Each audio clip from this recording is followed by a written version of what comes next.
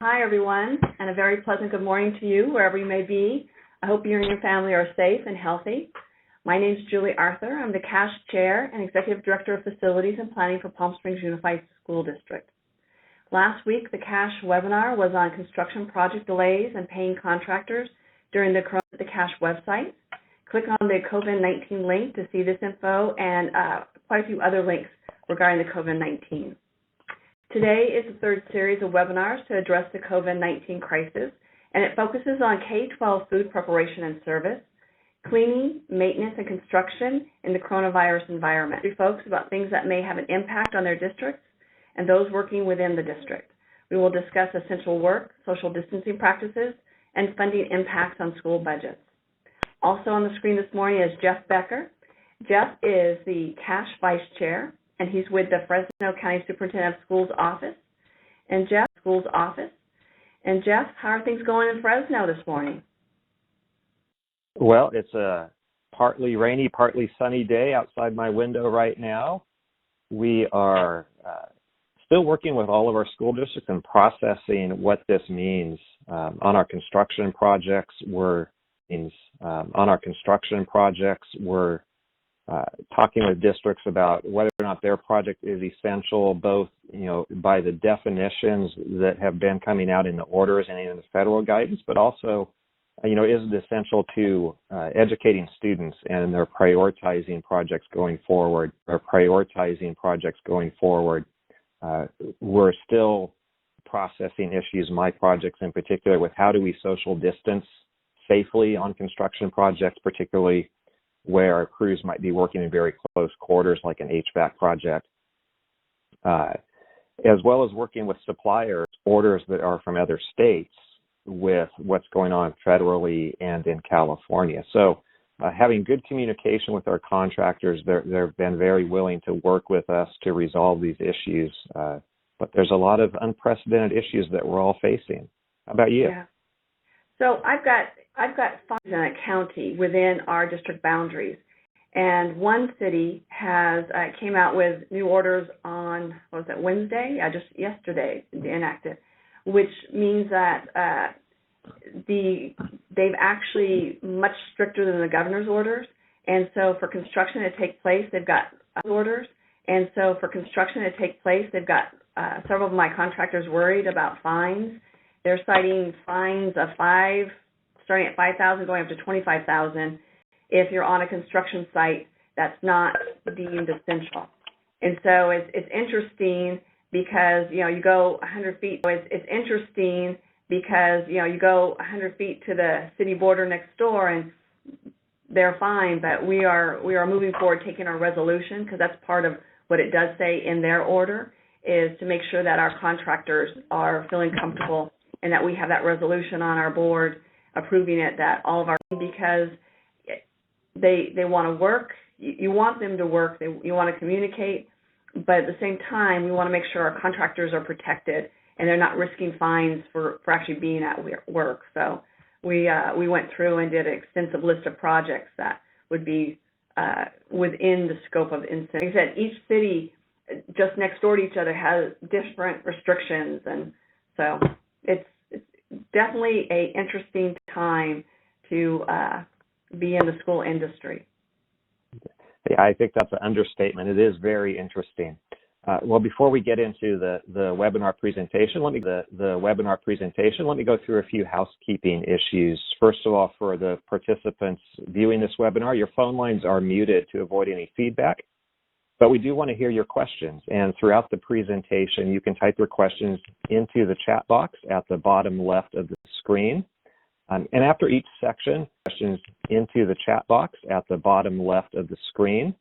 And after each section, Dr. Tom Duffy, Julie, and I will ask a few brief questions, and we'll also be monitoring that chat box, and we'll compile those chat box questions for discussion in the last segment of the broadcast. And finally, hear you. Huh? I'm good. And finally, we are recording the webinar, and it will be made available to CASH members for future viewing. And let me introduce our panelists today. We're joined by Lauren Charneski, an attorney with Danis, Walliver, and Kelly. School District, and Jason Evelyn, Assistant Director of Nutrition Services with San Bernardino City School District. So, Julie, is there any interesting happenings in your area in regards to food services? Oh, yeah, we've got lots. I tell you, Stephanie's going to come on here in a few minutes, but it is, it's amazing where everyone's coming in. We're roughly around 22,000. I think she's doing 22,000 meals in a day on some of these. Wow. Well, I'd like to share a positive observation. In Fresno County, we've really been pleased that our school districts are working together to make sure that families are receiving the meals that they desperately need. And we have a lot of very small districts that are adjacent to some larger districts, and there's been great cooperation to make sure that they're not leaving any gaps, and that every student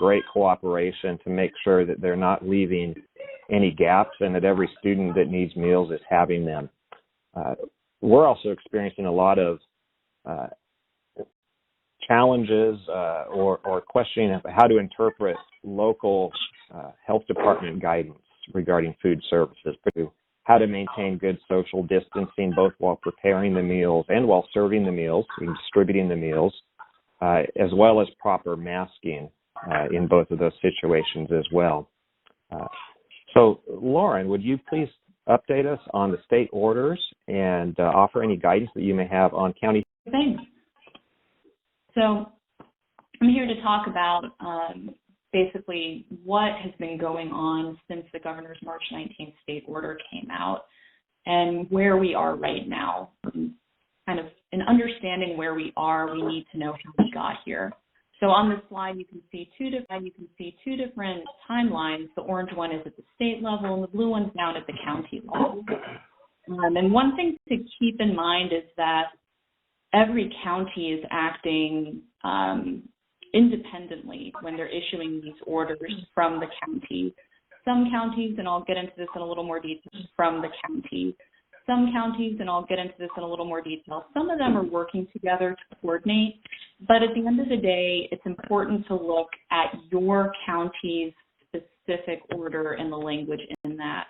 And for some districts, it might be a little more challenging depending on your geographic area. It might be a little more challenging depending on your geographic area. You might be subject to more than one county order.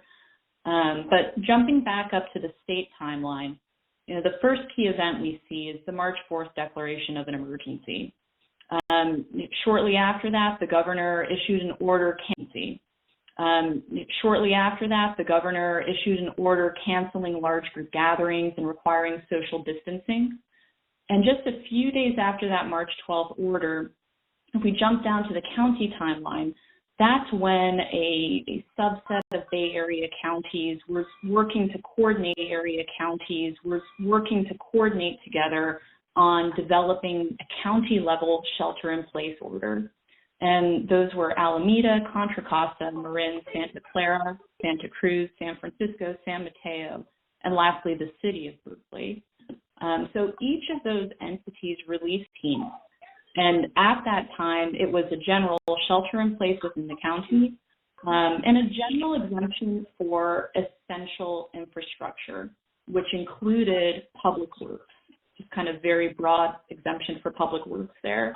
However, under that initial order, two great social distancing requirements. And the order at that time, again, very general, keep 6 feet of distance between you and another person, cough into your elbow, and wash your hands frequently. That was really the end of the discussion at that point. And just a few days after that order came out on March 16th in those Bay Area counties, the state issued the statewide shelter-in-place order. And so basically, it was extending the geographic area. So you have pockets of counties here and there with individual shelter-in-place orders.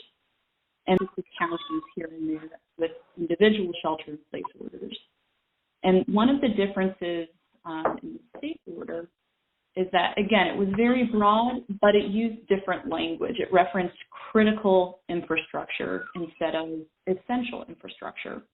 And the governor, in developing that, seen different sectors that are deemed to be critical to our nation's infrastructure. And if you go through that whole list, one of those sectors is government facilities, and a subsector to that is educational facilities. So educational facilities are definitely included in there. And in further guidance that we've seen, public works as, within that sphere of essential workers. So that came out on March 19th. And it the general trend we're seeing at that point is moving into a little more focus. After the statewide March 19th order came out, something that was perhaps a little more detailed or a little more tailored and specific to that county. So, for example, on the 21st of March, Los Angeles issued a shelter-in-place order, and that had a general exemption for public works within it. On the 24th, Mendocino County issued a shelter-in-place for works within it. On the 24th, Mendocino County issued a shelter-in-place for essential infrastructure.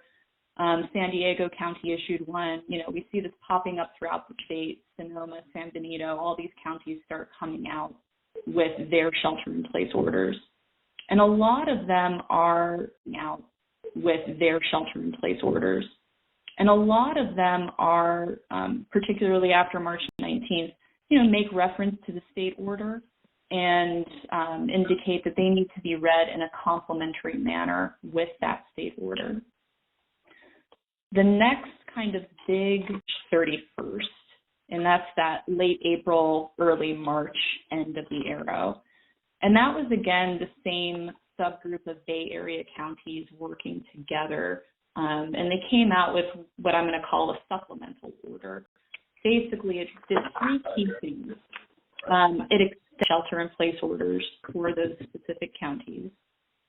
It created more strict guidelines for what qualifies as an essential business or essential infrastructure. And lastly, it created the requirement of not just developing social distancing protocols if you're engaging in essential business, but actually posting them. So jumping back quickly to the stricter requirements for essential business and infrastructure, it really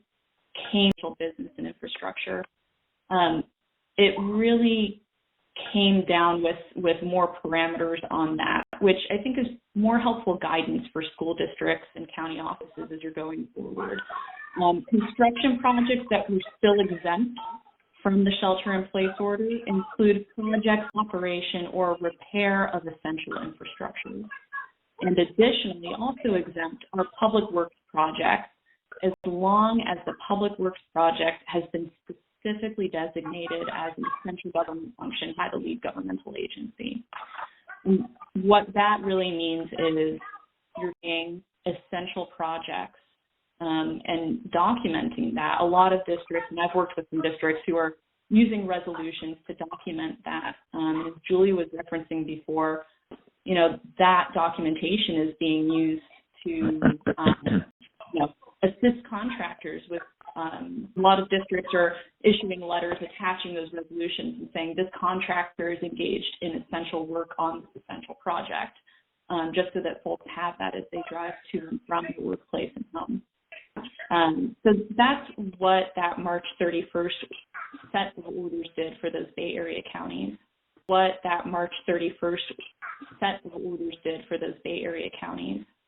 And immediately after that came out, the very next day, we already saw a few counties also adopt very similar language. That includes Sonoma, San Benito County,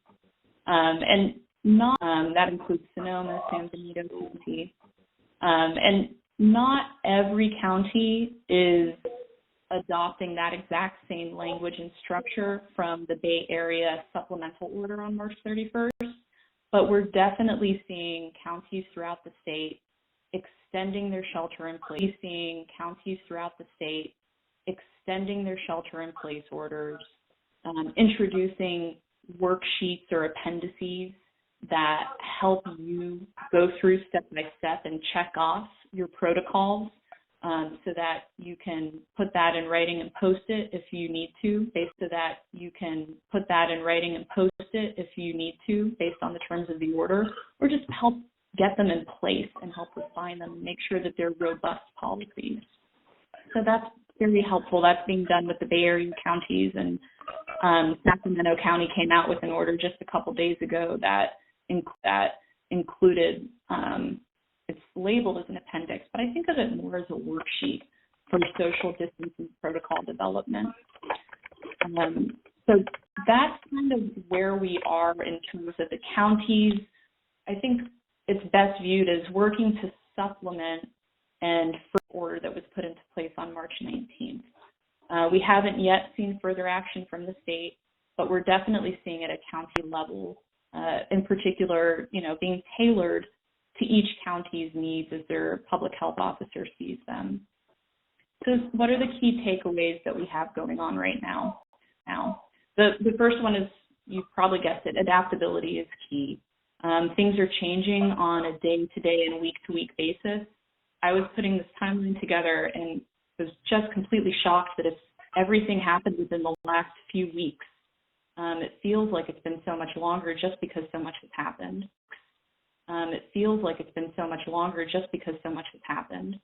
So as new situations arise, we'll all need to adapt to them.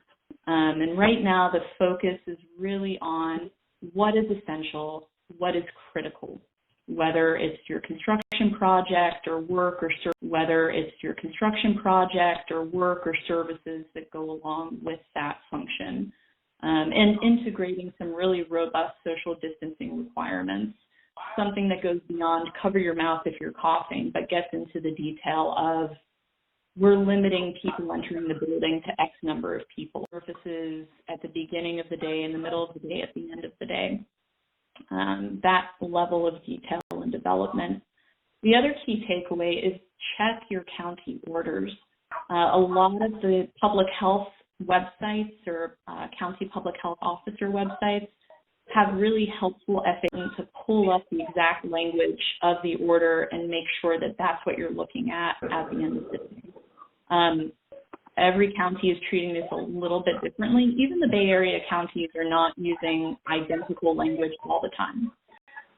So make sure that you look at that and understand it. And then LEAs, our school districts, our county offices, you all have multiple essential and critical functions, and they are going to overlap. I'm thinking about this and coming at this from a construction perspective, but certainly nutritional services is an essential function that's been identified multiple times in state orders, identifying it as essential. So, if you have a construction project going on a school site that also has a kitchen and is going to be making food pickup or food delivery for students, coordinate. Make sure that you're not both eyeing your contractor or maybe to let cars queue up in before they come out to pick up food. Coordinate and make sure you know where other folks will be in performing their essential functions. And it would not be surprising or unusual for your nutritional services department to have a set tailored to them and their essential function that are going to look a little bit different than what might be posted elsewhere in the district. So again, planning, communication, and coordination is key there. As we move forward, we do expect to see more counties extending the duration of their shelter-in-place orders. We may see more counties requiring this affirmative identification of specific essential projects or functions. And it's important to keep in mind that that is definitely case by case. Some districts will, based on their enrollment and their classroom availability, all of their projects will be essential. Based on their enrollment and their classroom availability, all of their projects will be essential. Some districts might have one or a handful of essential projects. So it is an important exercise to go through and to document that so that your contractors and everyone working to support the district in that mission can get the work done. So with that, I'd like to go ahead and hand it over to Stephanie and the rest of the panel on serving food. Great. Thanks, Lauren. To kind of share what we're doing in this unprecedented time that we're living in right now. So along with my other two colleagues, we're going to share a little bit about how we're serving students and maintaining the safety of both the food, the parents and children we're serving, and our staff. This is our bus delivery that we're doing here in Palm Springs. And as Julie mentioned, we have 22,000 students, and on a normal school day, we serve 21,000 meals. We're now serving 29,000 meals a day. We did 145,000 meals last week. So we're stretched with our capacity. We're stretched with our capacity. We do about 2,500 meals on our buses. We have 80 bus routes, and we are doing home delivery to our special ed who utilize a bus service. So that's been a great benefit to our community and to our neighborhoods that can't get to the school sites that we are serving at. We have 12 locations open right now, but we are about 90% free and reduced. And so many of our families do have transportation. So the bus routes have been helping. And this is actually our district office. They pull in before the sun goes up, and we load them up. They take off and come back for more if they need to. In addition to our bus service, we're also serving at sites, and this is just one of our 6-foot barricades so that the parents are told, please do not get out of the car. If they have to get out of the car, we place the meal on the table that's there between the barricades, and the parent can get out as our employee steps back and pick up the meals that they need for their students once they've picked up and sanitized before the next car pulls up. And this is typical of all of our sites. Some of our sites, we have 3 or 4 drive-up stations to keep the traffic flowing. In some of our sites, we're doing about, 500% of what we typically do at sites. It's pretty large. This is our central facility. We've turned now from a cook-chill facility to pretty much a food bank operation. I had to purchase these Gaylord boxes that you see. Usually you see those at supermarkets in the fall with all the pumpkins in them. Now they have bags full of food. We switched from a daily service to a 1-day-a-week service. We had to do this to make sure our staff is not being exposed as often as things have changed in our county with our shelter in place and other requirements. We've had to adapt in other requirements. We've had to adapt in order to not only feed our community, but to also ensure that our staff is safe. So we load up about 15 of these boxes full of meals every week. They get stored in our warehouse so that if something happens to my staff and we're not able to assemble meals, we are working ahead so that other people can come in behind us and be able to pull down the meals and serve them. The majority of what we're doing is self-stable. Our lunch entrees are still frozen and our milk is still refrigerated to maintain refrigeration on as well. This is just a picture of our central facility of us getting all of the bus routes set up. Each of those racks is a bus route, and the meals are packed and then put on these racks that are on wheels, and they get wheeled out to the buses in the morning and back into the central facility, and we load them up again. This is just an example of how we're trying to socially distance our staff. It's not easy when you have 30 people in a facility. We've now reduced down to 10 to 12 people in our facility. They're spread out even farther apart than you see in this. And these pictures were all taken prior to the requirement of masks. We do have masks and we offer them every day. Our staff have had the choice, although not anymore. Everybody's wearing their masks whenever they're in the facility. And we're switching to shifts. So our 8-hour we're switching to shifts. So our 8-hour employees we'll have a morning shift 4 hours and then an afternoon shift of 4 hours so that we can rotate people and maintain the distance. and ensure we follow all of the directives that have been provided to us. This is just a picture of one of the lineups at one of our school sites. This site usually does about 600 meals a day. They're now doing 1,400 meals a day. And this line actually behind me is the same amount of distance that you see in front of the car is behind me as well. So there's definitely a need in our community. We're doing our best to fulfill that need. And I'm going to turn it over to Jason from San Bernardino, and he can fill you in on what he's doing there in San Bernardino.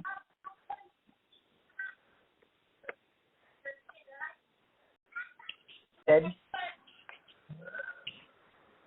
Can you hear me? Yep.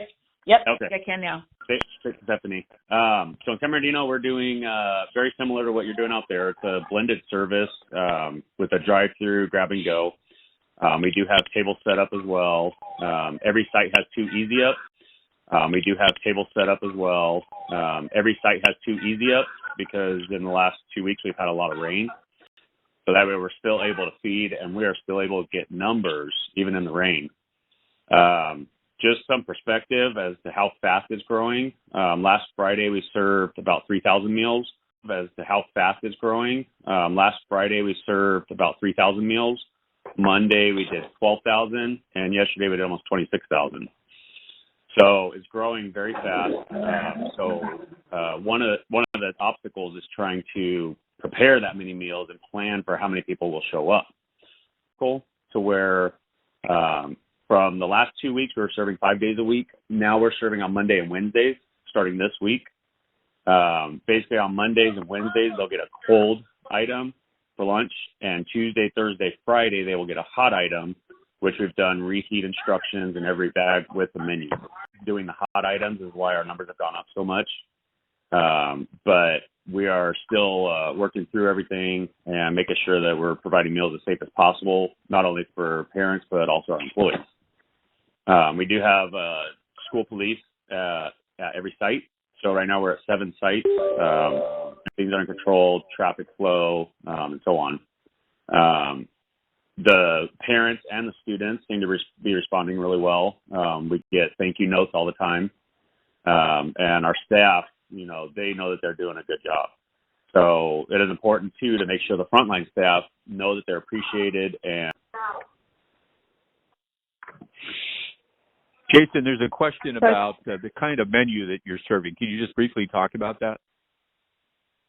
So on Mondays and Wednesdays, we serve either like a turkey sandwich, turkey croissant sandwich, peanut butter and jelly Uncrustable. Tuesday, Thursday, corn dogs, burritos, mini cheeseburgers, and they all have reheat instructions along with it. We do have reheat instructions with ovens. We developed one for microwaves as well. That way the typical house, can just microwave it and have it hot food. All of our breakfasts are cold items every day for 2 weeks.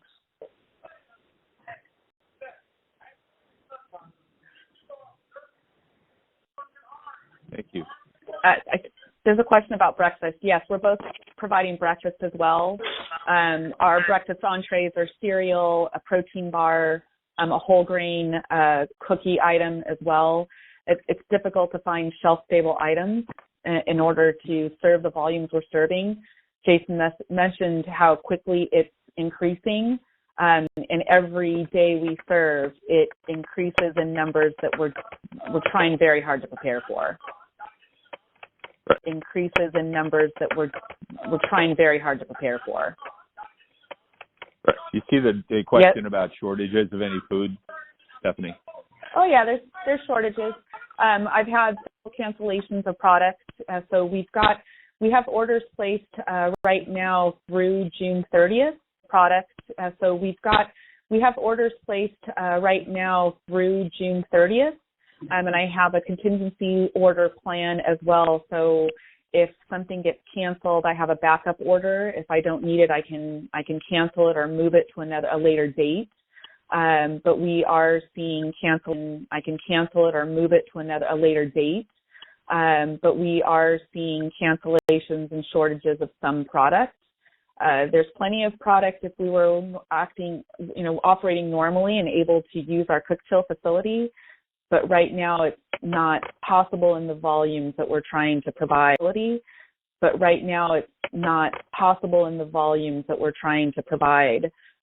I said, we're operating more like a food bank now than we are a meal program. So I'm going to turn it over to Mark Chavez from Long Beach and let him talk about construction projects and providing meals. Hello, everyone, and good morning from Long Beach. Thank you to everyone who's participating in this webinar. So in terms of best way to look at this school closure for us to look at our practices and share.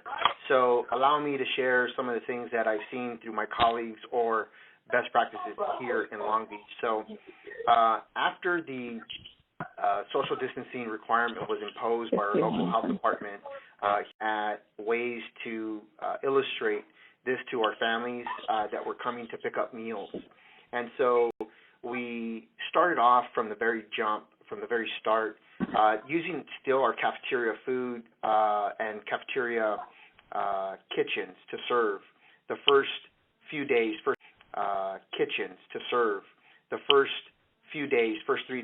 to allow us to use the food that normally would have been used for those first couple of days of school on a normal setting. And so once we went through that motion, we started relocating our service point of distribution. And we moved to a front door of a school, a nearby gate that is located closest to the cafeteria, so that staff was able to use that hub as a resource. We also looked at families just drive up and pull up and receive meals. So throughout the state, there are really different models being used, as you heard from the first two panel members. We're using school buses. We're using walk-up, grab-and-go distribution models or drive curbside models. And so learn, that's just really the truth. And I think it goes to all of us involved with school districts. And so some of the signage that I'd like to share with you guys as I toggle here. So we use resources that are even produced by others in the industry, whether it's school district personnel, whether it's industry members that are just looking to support us and provide information that we can use for training, communicating with the staff of how to maintain the best distance and safety precautions or measures for them, not only to protect themselves but to protect the colleagues that they are working with under one roof. And so you can see here, we talk about hygiene, we talk about the distance, but also most critical probably for our frontline staff, super lunch heroes, it is to use maybe practices when you're with the family, when you're serving the students. And so right now, we are looking to use a table service, for example. What does that look like?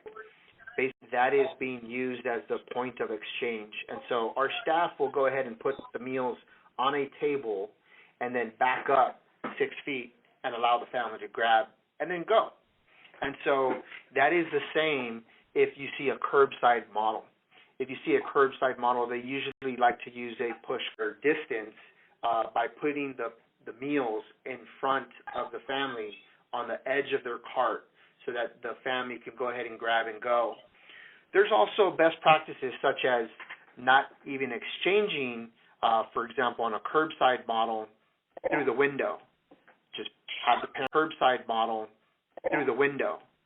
Just have the parent pop the trunk. So he pops the food into the trunk, closes the trunk, and that vehicle's on their way.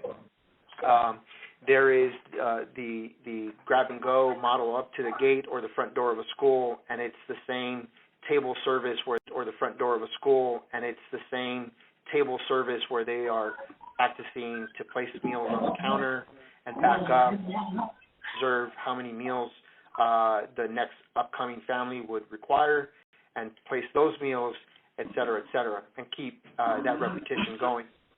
And so the hygiene best practices in school food service, or any food service, really, the practices that we're talking about now to combat COVID-19 are almost exactly the rules and practices that we use for food safety and sanitation practices. I recommend to my staff to, at minimum, wash your hands every hour, but as needed as they go from task to task, and they have to either change out gloves or do a different function in the meal preparation or service. But also, Mark, let me interrupt on noise.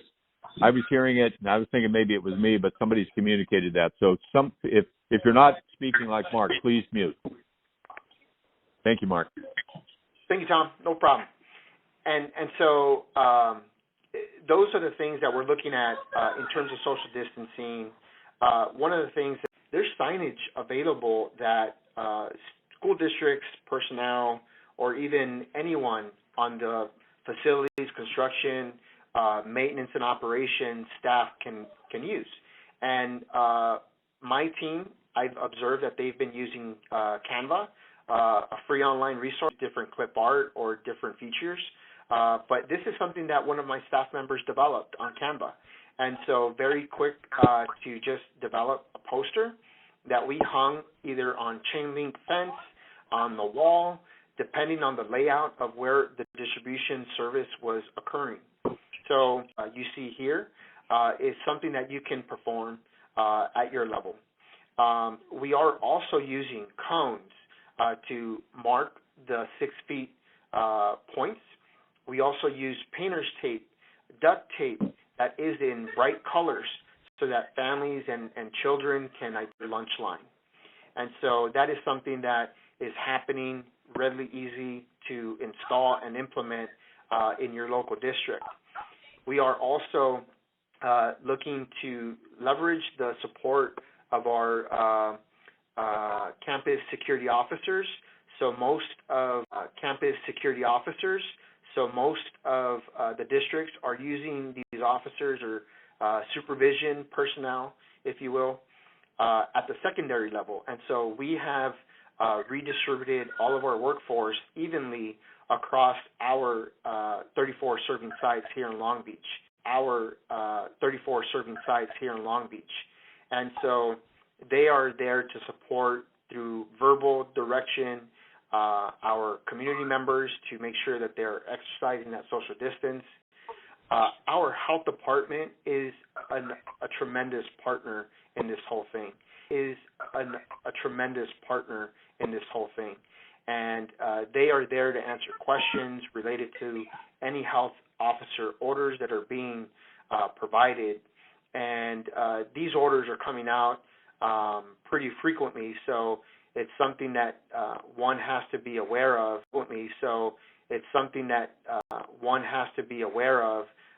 And identify if there's any changes in previous orders or updates that need to be reconciled and adopted, as Lauren was saying earlier. So that is something that we are doing here in Long Beach.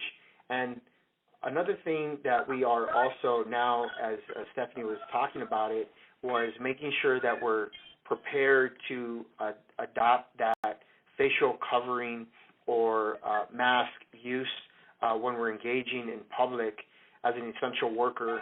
And it works, but also the public. And so we're adopting that as we speak this week, and it will be implemented effectively Monday across all of our 34 sites. So those are things that I think you have to be mindful. As we look at specifically our construction folks, I know it was also mentioned earlier, if you're still continuing and you're a contractor, you're a maintenance and ops or your facility construction representative, collaborate with your food service department, right? I think this is the opportunity to identify what everyone's needs are in this new temporary normal. I think there's an advantage for construction folks to deem your projects through a resolution at your Board of Education level so that those projects move forward, and also allow some comfort and reassurance to our contractors that we really depend on, and give them that confidence that that work will continue. So any investment or work that they do through that resolution, it gives them that confidence to ensure that that project is going to move forward from the district's point of view. We have in Long Beach looked at our project list and identified in particular kitchen projects that we can move forward by either relocating our current to a nearby campus so that we could free up the use of the school campus or kitchen and turn it over to our construction personnel and their respective contractors to do the work that is essential and necessary. So that is something that we have done, and so we're working to pivot 3 schools away from where they're at and move to a school that is not slated for construction work. But this allows us to have the contractors complete the work hopefully sooner and be prepared for what comes down the pike. Which could be early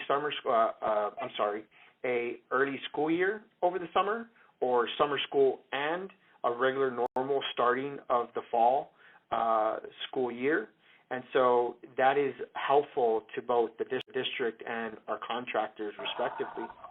So something in your conversation as you consult with your food service directors or personnel, designated staff, talk about what their respective needs are. What does the contractor need? What does the food service department need in terms of after the construction has concluded, or even prior to that, in the beginning, before you start your work? Does equipment need to be relocated? Does food need to be moved out so that dust or debris is not an issue? There's no cross-contamination. Important for food service professionals to maintain, also as they transition either to a summer feeding program for their district or the new school year. So those are things that I would encourage you all to discuss with your local food service professionals.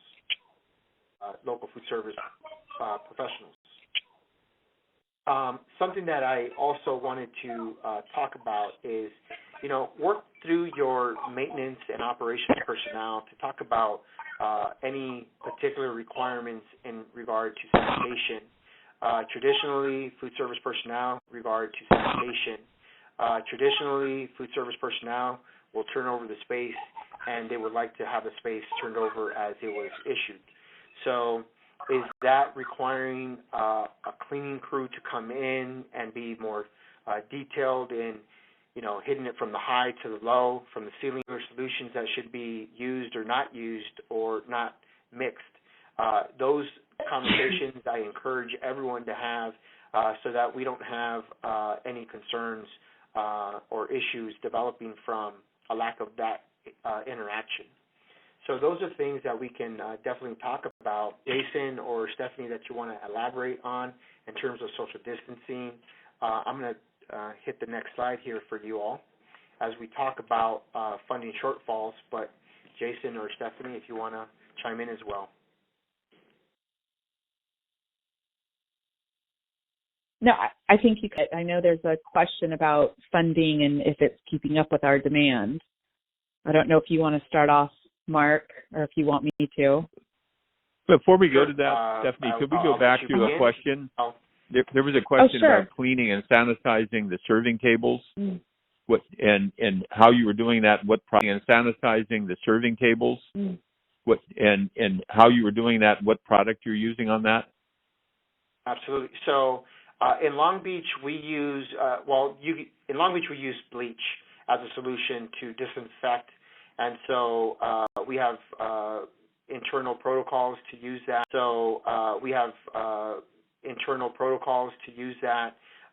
You could use sanitizing solution.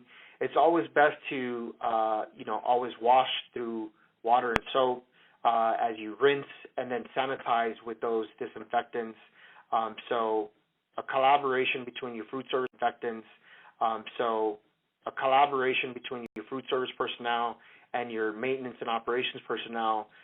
There's hundreds of resources available to identify what specific chemicals can be and are appropriate to use in that space.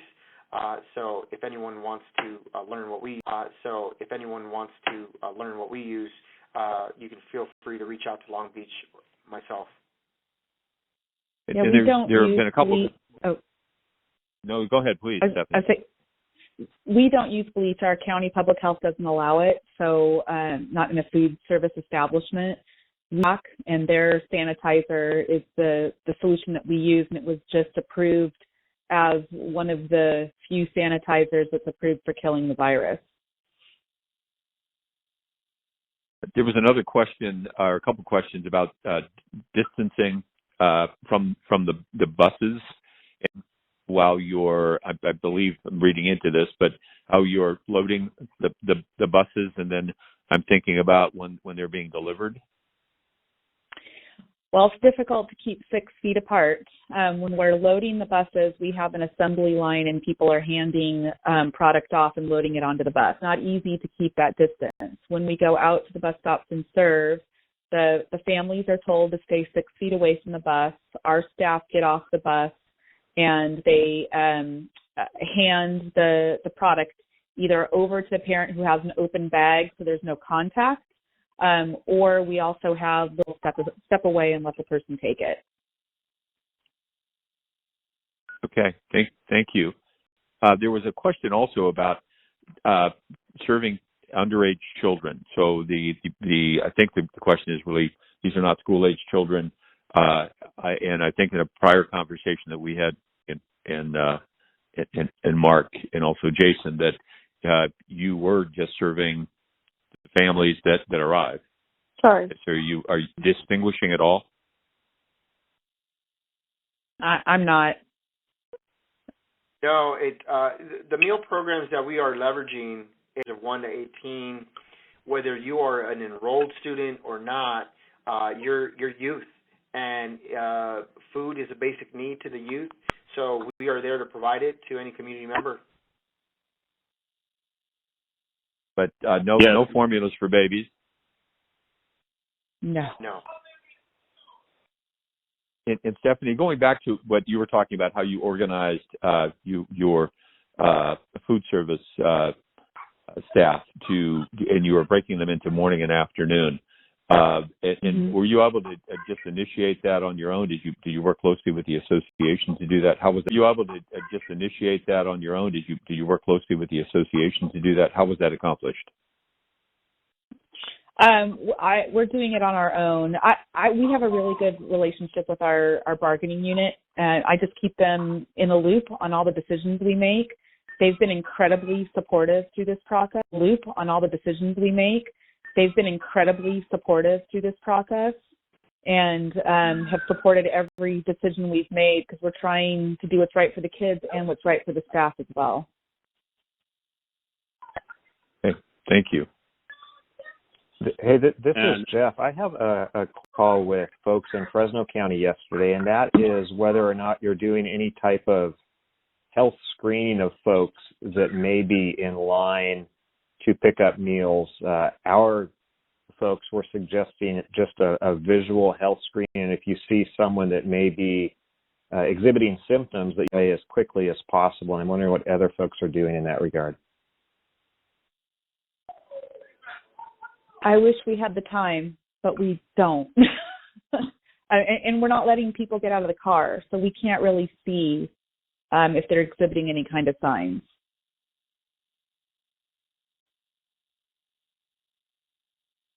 That's correct. In Long Beach, we're not looking for that. I would say that'd be a challenge, quite frankly, for the frontline staff to do. Yeah. I think their task is to try to limit their exposure, but provide that basic need. it'd be very difficult for the staff to police, if you will. But if somebody is out there, hopefully just through our own general respect for society members, if you're sick, the recommendations from the health department are to stay home. So hopefully no one is leaving the home who is ill, so that there is no misperception or spread of any COVID-19. And in San Bernardino, we also, kind of like Stephanie, most of our families do not get out of their cars, meaning all of our staff. So we have a self-screening sheet that we sent home with everybody prior to coming to work, and then when they do come to work, we are also doing another visual check to see where we're at. And I saw a question come up earlier about asking for identification. I know in our district, we require that kids or any students to be in the cars or present, and we also are not required to ask for any ID. So we're going at the word of our parents as to how many meals they can take off. We do the same here, but we did have to set a limit on the number of meals they can pick up per child. Otherwise, we wouldn't have enough food to go around for everyone.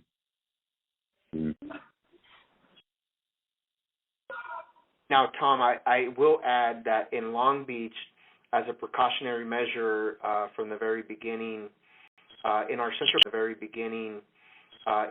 kitchen production center, where our central hub to prepare and then distribute these meals to our school site levels, we are taking temperature of our personnel coming in on a daily basis. So before they begin their work shift, we just a digital thermometer, and you take the temperature of your forehead, and if they don't hit 100, they're good to go. This was a partnership that we established between our health services branch in the district and nutrition services branch, and so a great way of taking that extra step to ensure that everyone coming into the production center doesn't show signs of a fever. We've asked all of our staff to self-regulate if they feel any ill symptoms to stay home. Everyone's been very flexible and understanding in that regard, and so they really have showed gratefulness to actually do that every day. And Stephanie and Jason, any comment on that? Anything similar? On that, anything similar? Go ahead, Jason. Well, like I said, we are doing visual checks. We are looking at implementing the thermometer check to all employees, but right now we're just hoping that they self-screen, and then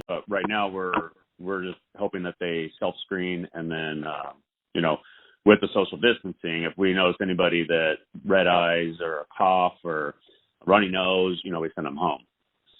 We did implement starting on Monday, prior to San Bernardino County issuing the anytime you leave the house, you need a face covering.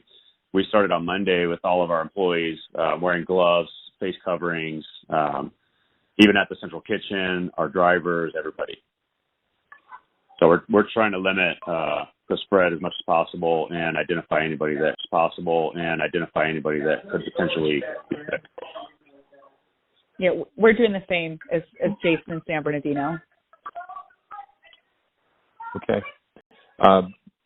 The question about funding and funding shortfalls that you were about to launch, would you like to continue there? I think there are questions there, and certainly this is a challenge for you.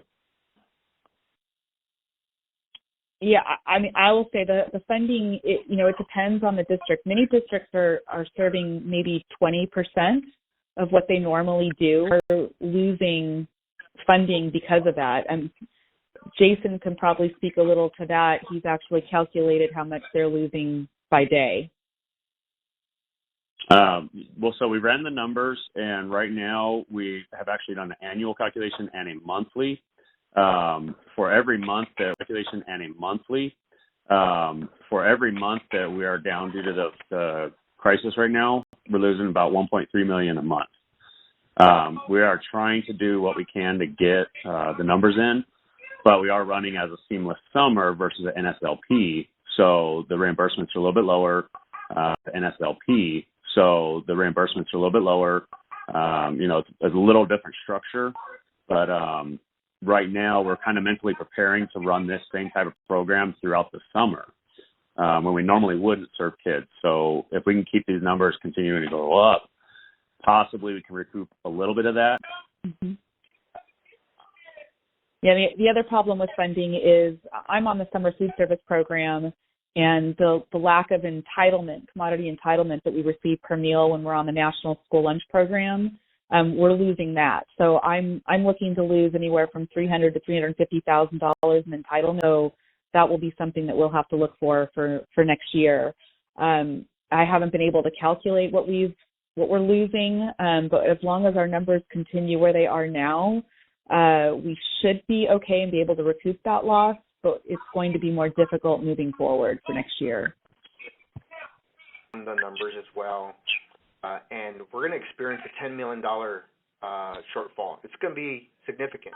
When you look at it from the month of March all the way through June, the normal revenue that any program across the country would have received is going to be about two-thirds short from what you can recoup.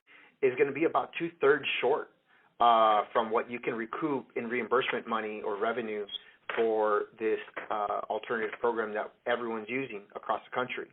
So whether you're on a seamless summer option or a summer food service program, it's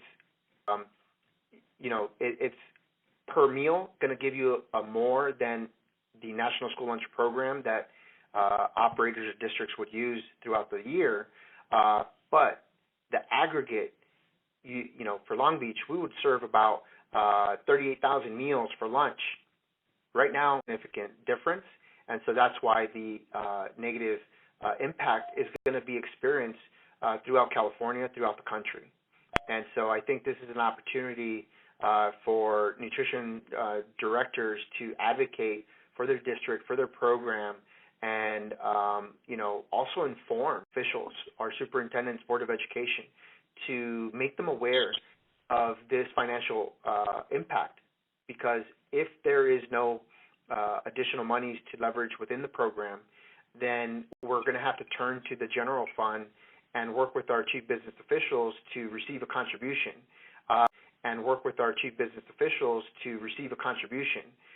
Which for some programs could be multi-year. And so if you have a fund balance, it's going to give you a cushion, but it depends on the size of your fund balance. So you can exhaust that and then use all of your revenue, and and so you're going to have to lean on the general fund to help you move forward. And so that's why it's important that we raise awareness as a group. And I think it's important. Again, go ahead, Stephanie. I was just going to ask this is taking on our staff, the mental stress, the physical stress that they're all going through right now, the feeling that they're here and it's unfair. They want to do the work. I have people that are, want to show up every single day, but we're already seeing the fatigue, and that's going to be another hit to us, not just emotionally and physically, but also financially, as we have staff start to want to stay home instead of come to work. And I know for San Bernardino, we do recognize that as well. So there's almost 500 employees. We were able to schedule accordingly to where we have some staff that may only work 1 or 2 weeks during this time. So we are trying to rotate as best as possible among those that either don't fall into certain criteria where they do need to stay home, and make sure that we don't have that fatigue amongst our employees. I know there was a question brought up regarding additional pay for employees that come in. Our district is going through that right now. To potentially to potentially have increase in pay for those employees that do come in. But we do have a good amount of employees that are office staff that are working from home as well, trying to keep the program running. That's the other side of the coin is, come July 1, we all have a lot of contracts and bids. Come July 1, we all have a lot of contracts and bids that are up for renewal.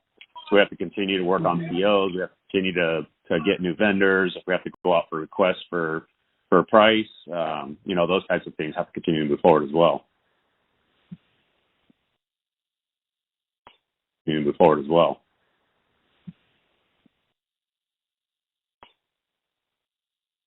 Stephanie, Mark, and Jason, their comments in the question box about FEMA and FEMA utilization here, identifying this as a national disaster and being with attempts to mitigate that locally at the school district level and throughout California.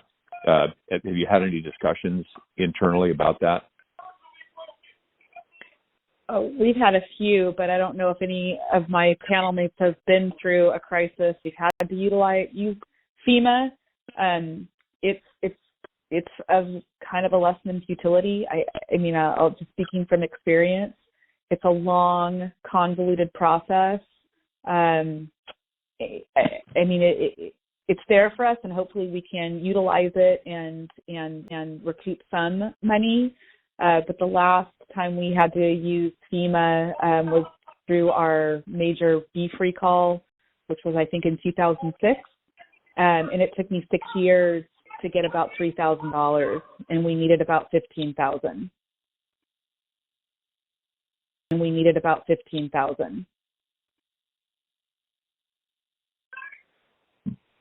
Mark, any so no, comment, or Jason? We have not looked into using FEMA. I think I echo the same sentiment that Stephanie just shared. It is a long, expensive process, and so locally, we're just trying to stay within the boundaries of working through USDA and advocating for that,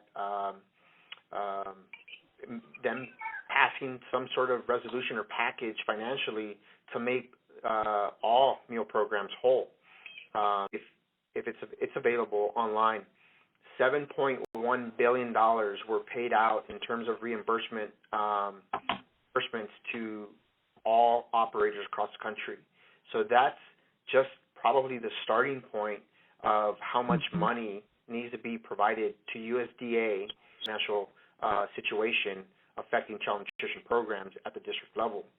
So let's not forget, most districts in California are still paying the salaries and benefits for all of our frontline essential workers.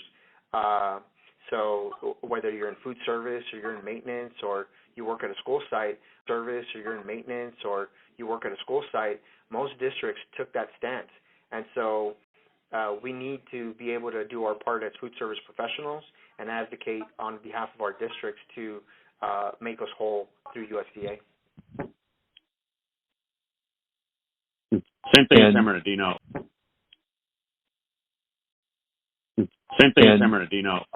We know that it is a long process. We've been trying to self-manage. I know that we would all hope that state and or federal government would help us out in the end of all this, but we can't bank on that. The best way possible to feed as many kids as possible. One, because the kids need to be fed. They're not in school right now. But two, as a department, we are paying all our employees to stay home. So we need to financially be able to survive this as well.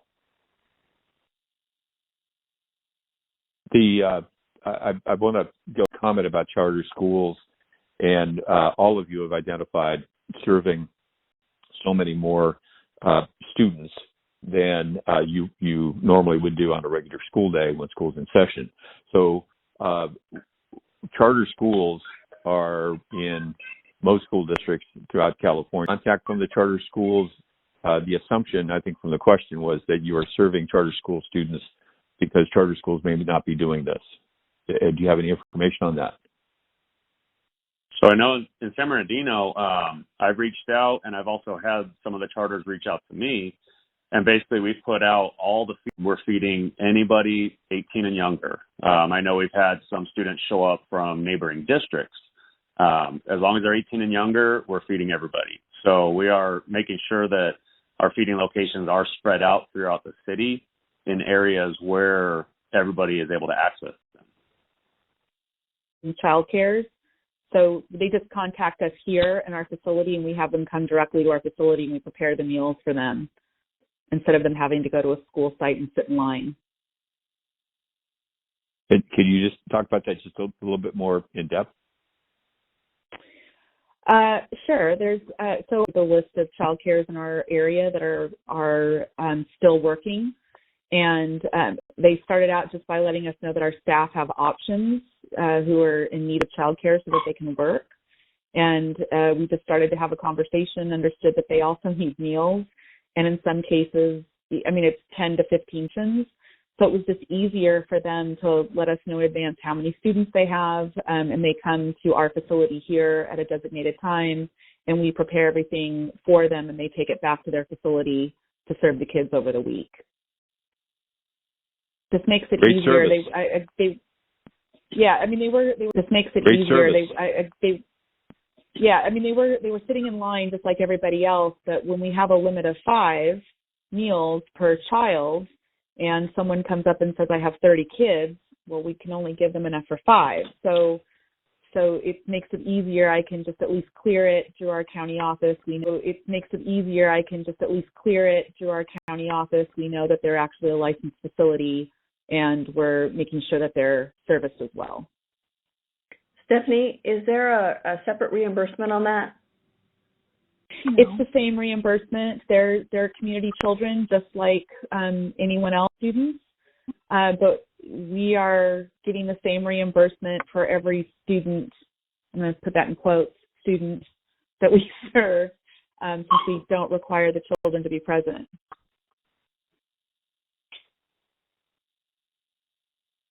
Okay, let me ask a question that in prior discussions, but all of you have a date on the calendar when school is supposed to end, and it could have been somewhere in the middle of June, and I'll just assume that.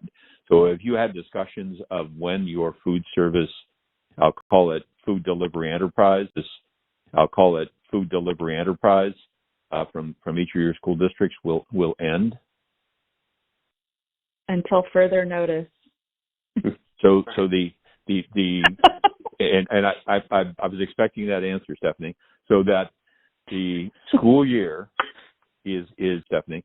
So that the school year is no longer a framework around the services provided by each of your school districts to make sure that children in your communities are fed. And that's a good thing for families, especially with people losing jobs. And that's a good thing for families, especially with people losing jobs in this beginning of a recession. But that's an enormous task for all of you. Mm-hmm. Yes. It is. So I know. In San Bernardino, last summer I served just under In San Bernardino, last summer I served just under 70,000 meals during the 5-week normal summer break. So this year, I've already mentally prepared myself and my staff that we're going to continue this process until school comes back into play. Whether that's August, September, or who knows. So we know that even during the summer, our stomachs don't take a break. So we are planned and prepared to continue to feed as long as this is going on. And it's very fluid, right? As information's been coming in on the weekly basis, daily basis, and changing. I know our team here in Long Beach discussed that just yesterday to try to see if we can start putting plans together. But I think it's still a little too early. And so we need to make sure that so long distance learning is key for us, making sure that we get that up and running successfully for families at home. And I've heard nothing but positive comments around that here in Long Beach. But I think for our food service teams across the state, we're going to be serving meals every day until further notice. Mhm. There seems to be a consensus from the three of you. Well, we've said for a long time, schools are the glue of a community, and for a long time, schools are the glue of a community, and you clearly are demonstrating that by what you're providing to the children and families in your communities now. Julie and Jeff, we're nearing the end here, but I think there are some unanswered questions. And if Ian is on board and would like to ask a question or more, or if the two of you, this would be the time to do that. Any further questions?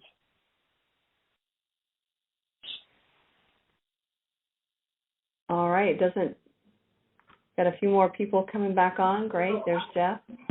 So yeah, I'm just, it's interesting because I've sat several times and in our tearing up parking lot. So we've had to make sure that there was access to get to drop off and quite a few things and the busing and everything. So it has been interesting. But when you see the lines at the schools of people lined up to pick up lunch, it just is amazing what we do. It just, that people wouldn't get in their cars and sit there for hours if they didn't need to have, those foods and And with the amount of people being laid off or furloughed now, it's the lifeblood of the community here. Yeah. So it is. Well, I think you and I are adept at adaptability, Julie. We're good at it.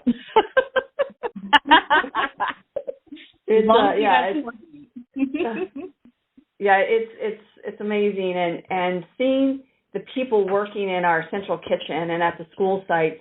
At first, there were a lot of we were looking at volunteers to help get the buses loaded, and because coming to work was going to be and everything, and so being out there, and I think you even Stephanie, I think one of our cities, the police were called on the twice. On the backup, and I think Stephanie convinced the officers who showed up because of the traffic congestion from feeding from that school I think you actually convinced officers to help hand out the lunches to speed it up quicker. Is that what? Yeah, the officer was pretty hot. He got out of the car and wanted us to speed it up, and I said, if you want us to go faster, then roll up your sleeves and start helping, and he did. So I was grateful to start helping, and he did. So I was grateful for that. Could have gone a different way. Yeah, exactly. See, Stephanie in handcuffs, for crying out of traffic congestion on that. So, well, I'm going to tell you what, we're getting real close here to the end. So I'd really like to thank the panel so much. Excellent job. It's amazing, again, as Tom said, all the different things that schools provide for the communities. And I know there's quite a few questions that will probably come out with those answers with those questions as we go through. And I'd like to thank the audience today for sitting with us. It's wonderful to have you sign in. So on behalf of Cash, myself, and all the presenters on the webinar tonight, we extend best wishes to all of you out there for continued good health for you and your family. I say ours, Riverside County, is a little different. Everyone who is out in public must wear a mask at all times now. So it's the county, and then, of course, as we said, we've had the cities layered on top of that. And do your best at being diligent with social distancing. We know it's hard. We know it's tough, but we're getting so close to the end of this that we're going to come out on the other side here real soon. And Cash will continue to keep you informed through emails and webinars as we learn more. The next scheduled webinar is Thursday, April 16th at 11 a.m., and it'll discuss future state and local bonds, alternative capital funding availability options, and planning during the coronavirus crisis. Again, as we always talk, we're in a fluid state. We will continue to transform along with each new challenge, so our California students will have a safe place to learn and eat. Filing the COVID-19, including, we said last week those working in the medical fields, but gosh, our truck drivers, our grocery store employees, our food service people, our construction and maintenance workers. As you can see, our bus staff that are driving, everyone out there who's out there doing their best to keep. You guys so much. You guys rock. Just love you, Julie. Listen to the great things you guys do. So thank you all, and see you next